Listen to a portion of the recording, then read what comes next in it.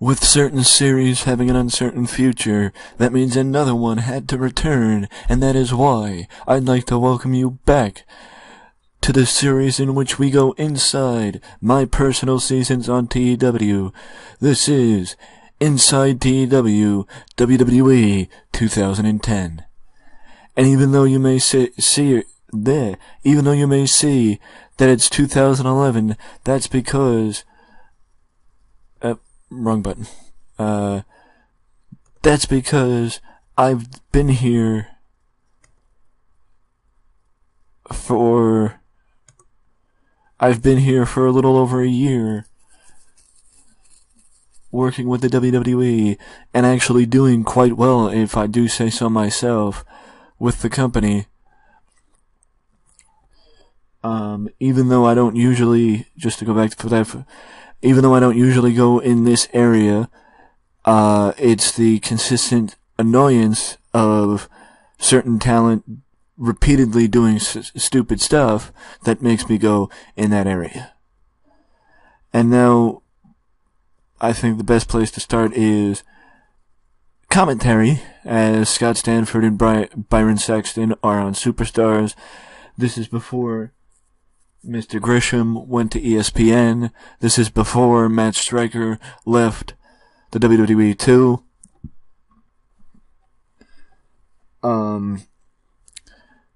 And basically, the difference in SmackDown and Raw is not just based on sound with the different commentators, but it's also based on the fact that Raw has one color commentator and SmackDown has two. With Mauro Ranallo and Michael Cole, with JBL on Raw, and Matt Striker, Jerry Lawler, and Todd Grisham on SmackDown. And then we have the occasional appearance from Jim Ross on the pay-per-views with Matt Striker and Michael Cole. The reason for that is basically, even though some might say, oh, Jim Ross could still be a full-time commentator, having him come around once a month is better, in my opinion, than having him come around all the time. Because he's also here doing, a sit-down interview here, or a voice narration there, basically outside things other than commentary. And when I need him for commentary, that's what he does. And now we move to the other part, where John Morrison is WWE Champion. The reason why Morrison is WWE Champion is because he actually won Money in the Bank for Raw back in July. And then I put the belt on him at the end of last year, or at the beginning of this year, when he beat Batista for the world title, to go along with him winning the United States title last year from The Miz. Either way, though, Morrison, with his victories on the WWE title, and I believe the United States title, and also possibly, I don't think he headlined a pay-per-view that would give him percentage, so I think he got that just from the title wins. But either way, Morrison is on his way to having a Hall of Immortals worthy career.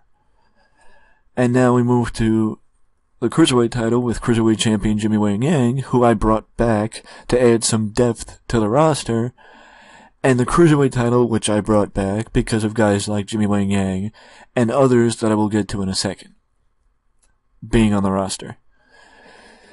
Michelle McCool was the women's champion at the start, and then became Divas champion after beating Maryse. After beating Beth Phoenix last year. Then she dropped the belt to Maryse, and then she won the belt back in January at the Rumble. Rey Mysterio was Intercontinental Champion, ending MVP's 7-month reign as champion, and major push. The other Money in the Bank winner was Cody Rhodes and Jack Swagger, which, by the way, if you can see, Cena beat Sheamus, and then Swagger beat Cena, and then Orton beat Swagger, and Batista beat Orton. Swagger did win the world title, even though he is not in the same regard, held in the same place as he was when he won the world title. He is still a main eventer now, and did receive somewhat of a push. Either way, though, one of the first things I did last year when I first started was make the unified tag team titles, because for whatever reason the unified tag team titles actually didn't happen until, I want to say, David Hart Smith and Tyson Kidd actually won the titles for the first time. But I didn't like the fact that there were two titles with one team holding both, so I thought, okay, let's make one title with one team holding it, and that's where the unified tag team titles come in. With Shawn Michaels and Triple H, like they did, being the first and world's greatest tag team, with both Benjamin and Haas coming back within the last year to add depth to the tag team division, number one, and number two, get a much deserved championship win. And now we move to the Miz. Miz is... See, the reason why I look at this is because of the fact that, for those who don't know, as a national company, if a title is a main event title or a floating title, then when a person wins it, if it's above a 72%, the 72% prestige, then they get 10% towards their career in Hall of Immortals. Or towards their percentage in the Hall of Immortals. Mickie James and The Undertaker. Mickie James won the belt last year from Michelle McCool at WrestleMania, and then would lose the title in December to Natalya, only to win the title back at Saturday Night's Main Event in a special match against Natalya. This is leading to a unification match at WrestleMania between Michelle McCool and Mickie James, where one championship will remain and the other will be retired. And now with The Undertaker, Punk won the title from Taker and then would drop the title back to Taker with the help of off a distraction from Vince McMahon, who then sparked the feud with him and Punk. But also to put over... Oh wait, no, it wasn't him. Yes, Tyson Kidd has 10% in that. No, it wasn't him. Luke Gallows does too from winning the tag team titles with Punk. Was it Punk? No. I remember seeing an unlikely person have a very high amount of a very high percentage for the Hall of Immortals, and I'm like, holy shit, that's a high number for him. You know, I didn't expect it. But either way, CM Punk, from winning the tag team titles with Luke Gallows and the world title, and also, I believe, main eventing Royal Rumble, both this year and last year, actually, puts him a step ahead of other people. And yes, there are two things that need to be brought up. Brock comes back a year early. Brock came back a year early and won the Royal Rumble. And Goldberg came back 8 years early, or 9 years early.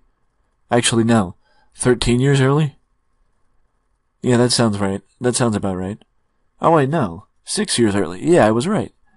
6 years early, because, in my opinion, the opportunity was there to bring him back, and it made more sense bringing him back now than bringing him back, say, in 2018. You know, I'm not saying that their decision to do that wasn't a good one. Okay, I kinda am, but it just makes more sense if the opportunity presents itself to do it. You know what I mean? Jay Lethal's here too. Chris Daniels is here, as you can see up there. Jimmy Jacobs, Claudio Castagnoli, Chris Hero. The Dudleys returned a few years early to add to the tag team division. Generico and Kevin Steen are here. I know. Why not call them Kevin Owens and Sami Zayn? It's still early in their run, and I feel like giving them a run with Kevin Steen and El Generico might add to their ability to draw more later on. You know what I mean? Like, they have more of a shelf life, in my opinion, being Generico and Sami Zayn and Kevin Owens later rather than right away. Was it him? No. He got 10% from the Intercontinental title run.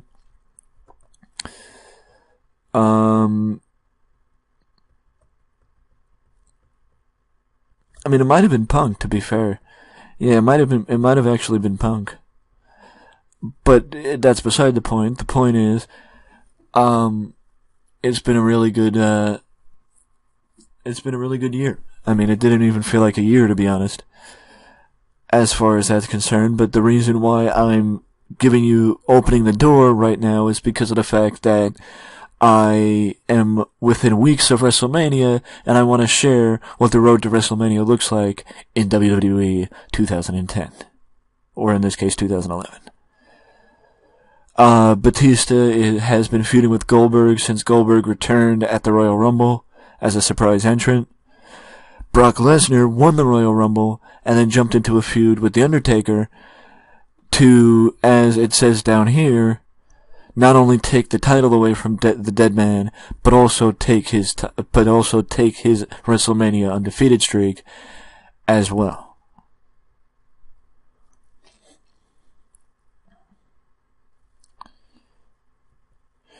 Now, also, we have Chris Jericho against Christopher Daniels, because when you have okay, this person, he fought, Rey Mysterio 2 years ago, and this person 3 years ago, and this person and that person. Basically, what I'm saying is, after a year of having feuds for Jericho, I ran out of ideas, so I flipped him babyface and found somebody outside the company to feud with him. And that somebody is the fallen angel Christopher Daniels, which I am very much looking forward to, Daniels versus Jericho at WrestleMania. As I mentioned earlier, Punk was screwed out of the WWE title by Vince McMahon, and since then has been begging to go face-to-face with his boss, which he did at Saturday Night's Main Event, interrupting Vince mediating a confrontation between Brock and The Undertaker. But somewhere along the lines, Vince got Sheamus to be his right-hand man and keep Punk in check. Now we move to the next feud with Heyman,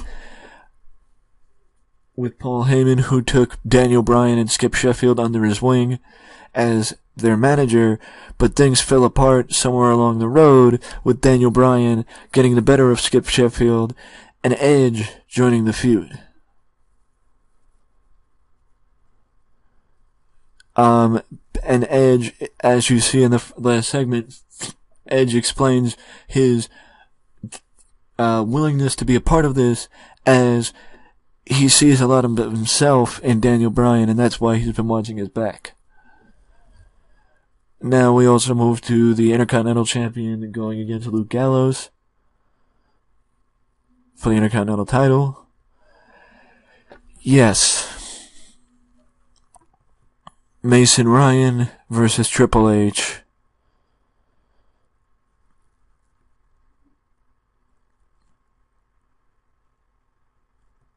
This has been a very interesting feud, as Mason Ryan debuted, and his debut feud was with The Game. What's this to do? Well, it's basically to give Mason Ryan a reason to be up here and he was ready. Well, basically, it's like this: Mason was ready to come up. I needed a reason to bring him up.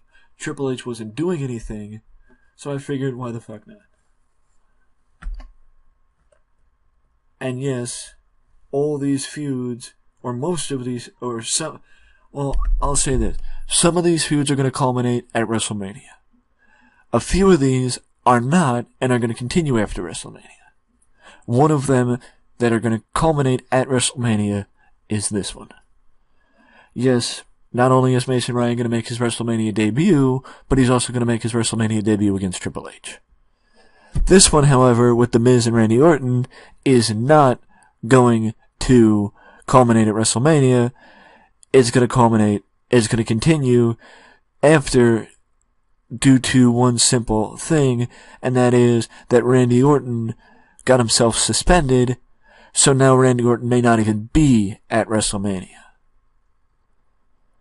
With that being said, I had Miz take out Randy Orton by putting him through a table and injuring him to write him off the show. Yes, I know with dirt sheets, it's going to be known, Randy got suspended. I'll get you there in a second. I don't remember why Randy got suspended, but I can tell you in a second. Samoa Joe and Jack Swagger, as the push of Samoa Joe continues, and Jack Swagger's fall from grace begins after he consistently disappointed in main event matches. So he needs to be pulled down a little bit, and Samoa Joe, who continues to impress, needs to be pushed up. I mentioned this earlier with the unification match between Mickie James and Michelle McCool coming at WrestleMania. John Cena won the right to face John Morrison at WrestleMania by winning a triple threat match at Saturday Night's Main Event. The Dudley Boys are returning to feud with Shelton Benjamin and Charlie Haas, but Heath Slater and Justin Gabriel think they also deserve a chance at the tag team titles as well. So those are all the feuds, and that should, in my opinion, give an indication on what WrestleMania looks like, or what WrestleMania could look like this year. Indication on what is going on with the injuries, as Dolph has been out since November. Shovel's been out since this time last year. Shovel got actually a shattered elbow a year ago, and for whatever reason, that injury actually takes people out for a year in this game. Where was I going to go for now? Oh yeah. Randy Orton got into a fight with Paul Heyman backstage, and that's why Randy Orton got suspended. I actually think that's also why Michael Tarver got suspended, and that's also why Drew McIntyre got suspended. And I actually do know that's why HBK got suspended with this fight, with him fighting with Kevin Steen. I know that the fact of the matter is, I can't necessarily always suspend people for fighting, but for me it's usually if the people are good and it's their first offense, they're not going to get suspended. And that's why The Miz didn't get suspended. But Shawn Michaels had been stirring up trouble, and that's why he did get suspended. And also, I have a rule where if a wrestler attacks a non-wrestler, they get suspended. Meaning if Randy Orton was to fight, say, a non-wrestler in Paul Heyman, then he gets automatically suspended for attacking a non-wrestler. That's why Randy Orton got suspended. And I'm going to point out the fact that instead of being hypocritical and having a one-sided rule, I decided to make it a two-sided rule, with it also influencing some retired wrestlers going after active wrestlers, because if they're considered now non-wrestlers, then the rules should apply. And that's why Shawn Michaels got suspended for attacking Kevin Steen. But now the reason why I'm looking at CZW is because I wanted to see who was still on the roster, as in this season, CZW was actually very close to going out of business and is one of the poorest companies in the game. And I just want to see, I can. See, most people would say, oh, why don't you just buy him? See, I'm the reason why they changed bookers. I made Terry Funk the booker of CZW because I was under the impression that if you change the booker, or I thought, okay, why not let's change the booker and see if that helps the company. Has it? No. I mean, I guess in a way it has, because it's allowed the company to stay in business with the after the change in power. I'm also the one that actually changed this company too, for the same reason, because they are coming out of debt or struggling with debt, and that's why I removed Frank Adavaya as the booker and allowed Johnny Cashmere to take over the book, because I thought giving a different booker to the company would be the best way to possibly give the company an opportunity to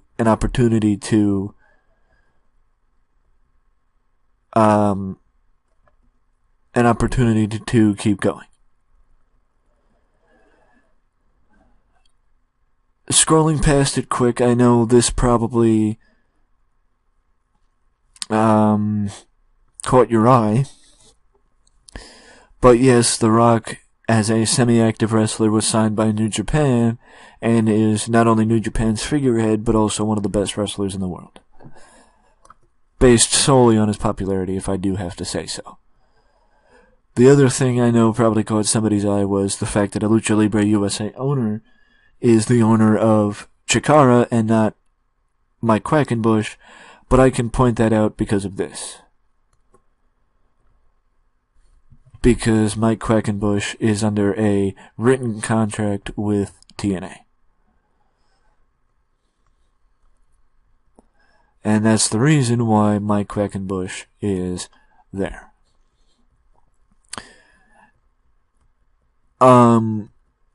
Now just taking a look at TNA's roster, yes, Mark Magnus actually came back from a hiatus and rejoined the wrestling business. I know that's not realistic. I have no control over what the computer does, but that's how it was. No surprise there. Hamada and Taylor Wilde were the last TNA Knockouts Tag Team Champions. Hamada actually is the current Knockouts Champion, which points to the idea of Taylor Wilde likely being either released or injured. Suicide is the TV champion. I do believe it's that other guy. Yeah, Akira Raijin, who actually was Kiyoshi in TNA, if you remember him better as that name, as opposed to him working under the Suicide Mask, as opposed to Kazarian working under the Suicide Mask. Huh.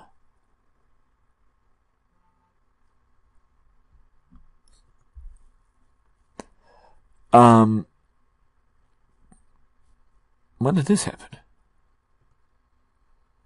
Oh, he's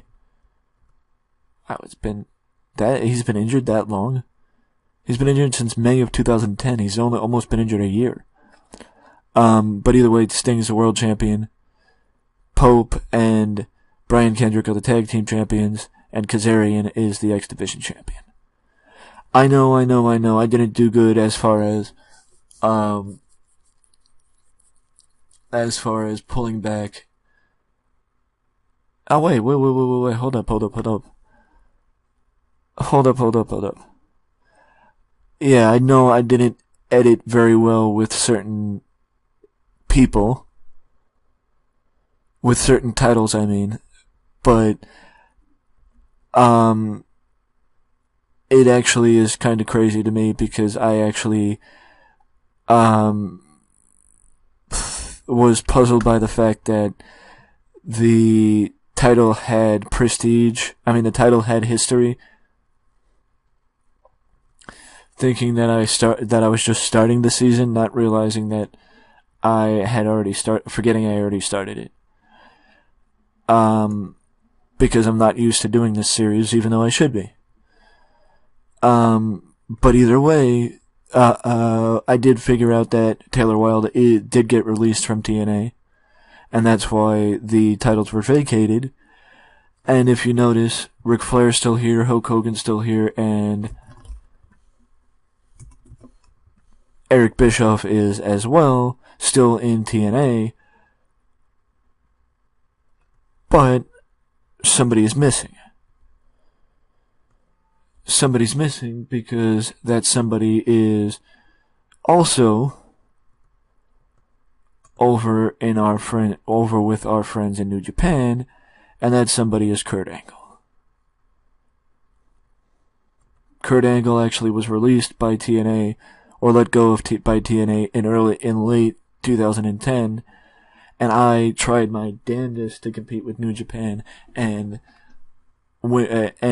grab Kurt Angle to bring him in as it was the Royal Rumble. He was going to win the Royal Rumble, go to WrestleMania, and, be the returning hero. But unfortunately, New Japan got him and brought him into New Japan.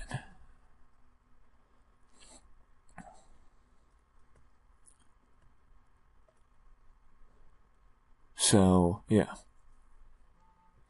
Not only does New Japan have The Rock, but they also have Kurt Angle. And the last thing I wanted to talk about before going back to WWE is the fact that CMLL is the poorest company in this database. Now, I'm not going to put forth the idea that CMLL is going out of business or CMLL is a bad company, but I've never actually seen this happen from CMLL, and I will do the same thing that I did with Combat Zone Wrestling and Jersey All Pro with CMLL to try and save CMLL from going out of business, because even though most people would say, why not purchase them, there really isn't much here.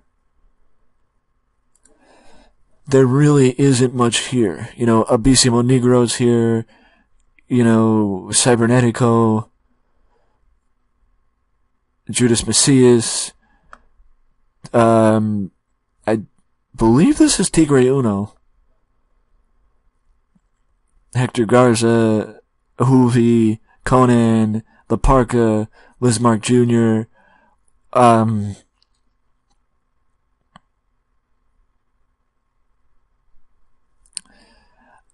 I'm going to wager a guess and say that I have actually imported some people into the file. Yeah. But either way, Original Sin Cara, S.A. Rios, Pero Gallos. Don't ask why Randy Savage is in Mexico. I don't know. I don't know why. And also don't ask why whoever made this file actually put Satan in the file. Ultimo Guerrero and Vampiro. Basically, I think either A, the company is better going out of business, or B, the company is better with me trying to save them the same way I tried to save the other independent companies. Taking a look at the pay-per-view list with Tribute to the Troops rounding it out. Yes, I actually did put Tribute to the Troops on the pay-per-view calendar, with Saturday night's main event coming back as well due to my broadcasting deal with NBC. The King of the Ring is back because I love the King of the Ring tournament. No, I did not do the King of the Ring last year, but I will do the King of the Ring this year. I will do the King of the Ring this year, and I will actually use the King of the Ring the way I believe the WWE should have to elevate a talent that is not getting the attention that they deserve.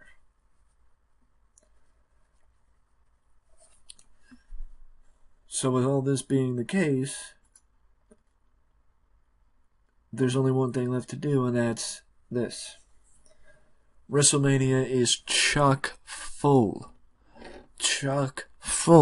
of shit going on. This is also the first year that the Money in the Bank ladder match will have its own pay-per-view, or second year for the Money in the Bank pay-per-view, but the first year that the match will not be contested at WrestleMania since the start of the match a few years back. But I gotta say, I am super excited about WrestleMania.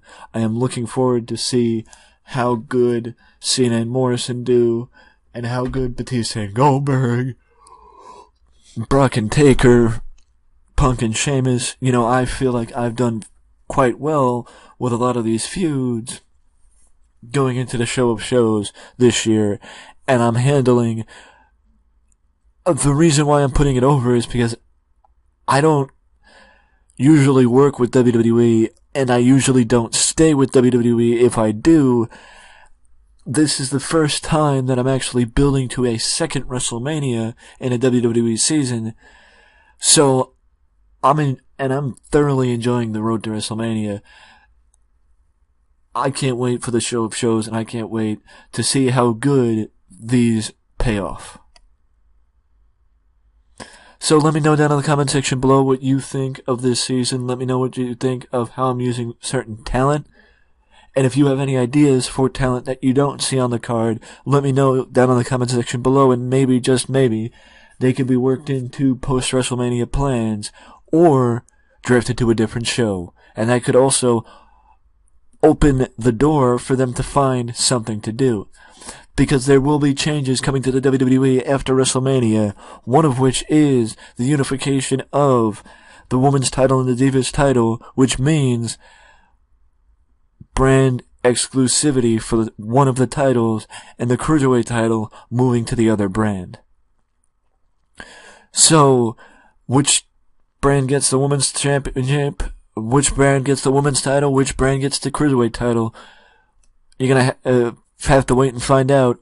You can always let me know down in the comment section below your thoughts on this situation and your thoughts on anything with this series. But if you don't want to leave a comment, you can always leave a like. Subscribe to the channel for more content just like this that you can only find right here at Wrestling Express. And don't forget to, before you go, to ding-dong that notification bell to always know when a new video is up on Wrestling Express. Till next time. Later.